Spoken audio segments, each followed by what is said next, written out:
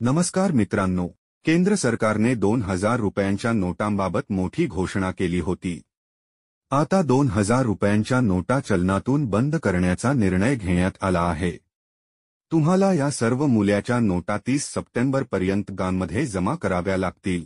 यासोबतच आरबीआयने बँकांना 2000 रुपयांच्या नोटा तात्काळ देणे बंद करण्यास सांगितले आहे। आता 100, 200 आणि 500 रुपयांच्या नोटांबाबतही एक अपडेट समोर येत आहे। तुमच्याकडे या छोट्या किमतीच्या नोटा असल्यास काय करावे? पीएनबीने आपल्या अधिकृत ट्विटमध्ये लिहिले आहे की जर तुम्हालाही जुन्या किंवा फाटलेल्या नोटा बदलायच्या असतील तर आता तुम्ही हे सहज करू शकता। बँकेने सांगितले आहे की तुम्ही तुमच्या जवळच्या शाखेशी संपर्क साधू शकता। येथे तुम्ही नोटा आणि नाणी बदलू शकता। रिझर्व्ह बँकेच्या नवीन नियमांनुसार तुमच्याकडेही जुन्या किंवा फाटलेल्या नोटा असतील तर तुम्हाला अजिबात काळजी करण्याची गरज नाही। आता तुम्ही बँकेच्या कोणत्याही शाखेत जाऊन नोटा बदलू शकता।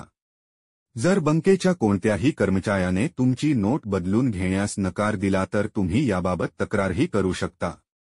तुम्हाला हे लक्षात ठेवावे लागेल की नोटेची स्थिती जितकी खराब होईल तितकी तिची किंमत कमी होईल।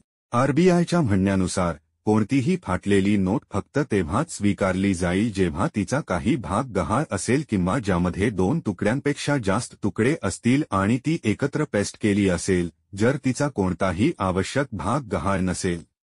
चलनी नोटेतील काही विशेष भाग जसे की जारी करणाऱ्या अधिकाऱ्याचे नाव, हमी आणि वचन कलम, स्वाक्षरी, अशोक स्तंभ, महात्मा गांधींचे चित्र, वॉटरमार्क सुद्धा गहाळ असेल तर तुमची नोट बदलली जाणार नाही। बऱ्याच काळापासून बाजारात चलनामुळे निरुपयोगी झालेल्या बाकीच्या नोटा बदलूनही घेता। मित्रांनो, तुम्हाला व्हिडिओ आवडला